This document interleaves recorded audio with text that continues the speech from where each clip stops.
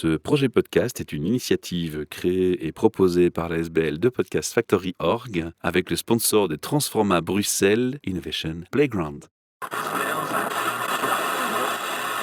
You're listening to the Podcast Factory. Bienvenue pour un nouvel épisode podcast surprise ce soir dans une fête d'anniversaire. Nous sommes dans la région d'Anderlecht. Je vous donnerai l'adresse un petit peu plus tard.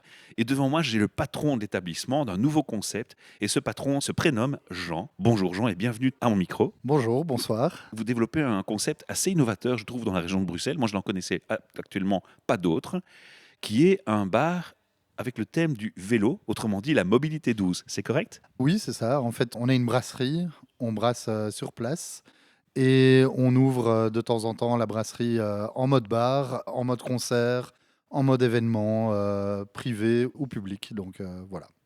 Pourquoi est-ce que le thème du vélo est venu s'immiscer dans le projet ? Est-ce qu'il y a une histoire derrière ? Alors il y a une petite histoire derrière. Donc on est trois amis, on était à l'école ensemble en secondaire.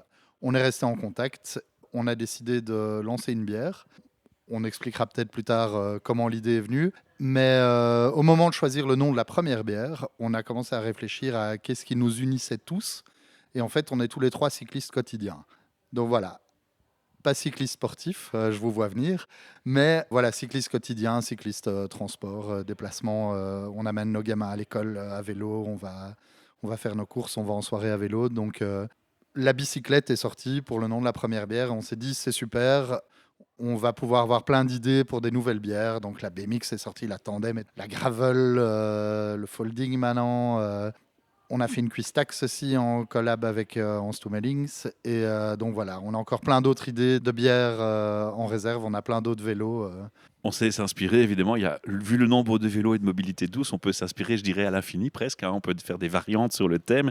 Moi, ce qui m'intéresserait ici, c'est de comprendre pourquoi est-ce que la bicyclette c'était une passion ? Est-ce que c'était une préoccupation environnementale ?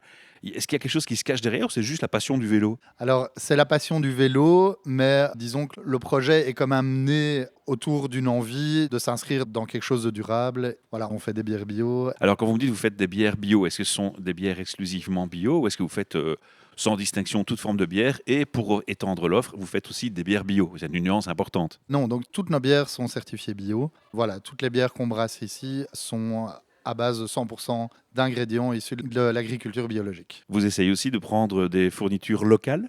Alors, c'est notre objectif à long terme. Pourquoi je dis à long terme ? Parce que pour l'instant, le houblon bio en Belgique, c'est très très compliqué. Donc, on a du malt bio qui vient de la malterie du château, à Belleuil ici. Pour le houblon, on doit aller chercher plus loin encore, parce qu'en Belgique, c'est encore assez balbutiement. On a des amis qui ont dans le projet d'ouvrir une houblonnière en agroforesterie. Ils aimeraient bien 10 km autour de Bruxelles. Ils avaient trouvé un endroit, le projet a capoté, mais ils sont toujours en train de chercher. Et nous, évidemment, on serait partenaires parce qu'a priori, ils se mettraient en coopérative et on serait coopérateur de la coopérative. Ça, c'est génial. Alors moi, il y a une question qui est importante quand on me parle de bière, de brasserie artisanale. C'est un domaine que je connais un petit peu aussi. J'ai déjà eu pas mal de personnes à mon micro qui travaillent dans ce secteur. Et notamment, il y a une question qui est importante dans les brasseries, artisanales ou pas. Ce sont les déchets. On parle de drèches de brasserie. Est-ce qu'il y a un projet de récupération des drèches de brasserie dans votre cas ? Oui, on a plusieurs filières. Donc, il y a des amis à nous qui s'appellent Madlab qui font des crackers apéritifs à base de drèche. On a Champignons de Bruxelles qui utilisent de la drèche aussi. Ils sont venus aussi à mon micro. Voilà, ils utilisent du marc de café aussi. Alors, nos voisins font des fruits et légumes bio et ils ont dans leurs producteurs maraîchers des gens qui ont des cochons. Donc, quand on ne trouve pas d'autres moyens, on les donne à manger aux cochons. Et alors, il y a plein d'autres projets de compostage. Dans Bruxelles, il y a beaucoup de choses. Donc voilà. Moi, je vais un peu situer le contexte de cette interview. On a fait connaissance, parce que moi, ce projet, je ne le connaissais pas, par un ami d'enfance qui a développé un concept innovant aussi sur la mobilité douce et la nourriture, l'alimentation. Et il a un food truck, sauf que c'est pas un truck, c'est un food vélo. Et il s'appelle Nicolas Van de Put. Le fait que vous l'ayez choisi déjà, enfin que vous collaboriez avec lui, c'est déjà un beau geste aussi. Ça complète un peu la démarche intellectuelle, écologique que vous avez. Et vous accueillez aussi ce vélo dans votre hangar pour une fête d'anniversaire. Comment ça se fait que vous avez pensé à aller jusque-là ? Ben voilà, c'est mon ami qui organise son anniversaire, qui s'est dit ah ben votre brasserie, tout est autour du vélo. J'ai vu ce mec qui faisait du food vélo. Donc ça peut super bien coller et effectivement, je pense que dans l'avenir, nous, on fait souvent des événements, des concerts, autres, et très souvent aussi quand on fait des événements privés, on nous demande: «Tiens, est-ce que vous avez une offre de nourriture ou quoi?» Donc je pense qu'on sera amené à collaborer encore, avec lui dans le futur.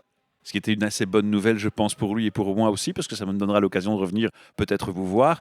Combien de personnes peuvent être reçues ici? Quelle est la capacité de la salle et des événements? C'est important quand même, hein, pour ceux qui voudraient faire des fêtes d'anniversaire, des mariages, des communions, Dieu sait quoi, avec une bonne bière bio, ça peut être sympa. Oui, donc on a les autorisations pour, 180 personnes.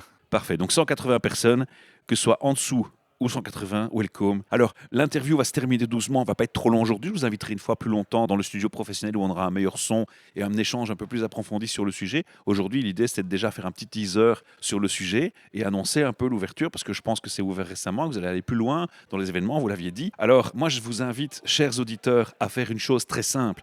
Il faut absolument faire connaître des projets, des initiatives telles que celle-là, parce que c'est ces initiatives qui vont changer le monde et améliorer les choses en termes de déchets, d'éco-responsabilité. Et un entrepreneur comme celui-là, moi je dis qu'on lui tire un coup de chapeau et qu'on l'encourage. Alors comment est-ce que vous pourrez l'encourager? C'est très simple. Vous trouvez ce podcast, vous faites un like, un partage, un commentaire. Déjà, ça va le rendre visible et l'écoute va être plus grande auprès d'autres auditeurs. Et la deuxième chose que vous pouvez faire, c'est laisser un message voicemail sur ce podcast et je lui transférerai les messages qu'on lui proposerait avec les questions, les commentaires, les remarques, les encouragements surtout. On fera une suite, bien entendu, à ce podcast un peu plus longue et plus en détail sur ce projet en prenant régulièrement des nouvelles de cette brasserie. Je vous accompagnerai tout ça de photos. On va peut-être visiter tout à l'heure ensemble ou une autre fois à la brasserie. On prendra quelques photos pour illustrer le podcast. Je vous remercie infiniment. Est-ce que vous voulez encore passer un message à nos auditeurs? Non, pas du tout. Ben, n'hésitez pas à passer à la brasserie le vendredi ou même en semaine sur le temps de midi ou quoi pour venir dire bonjour et acheter quelques bières. Déguster une bonne bière bio. Rappelez de nouveau le nom, c'est Drink Drink. Tiens, c'est étonnant, ça ressemble au bruit d'une bicyclette. Merci, à bientôt. À bientôt, au revoir, bonne soirée. You're listening to the Podcast Factory. Ce projet podcast est une initiative créée et proposée par la SBL de Podcast Factory Org avec le sponsor de Transforma Bruxelles Innovation Playground.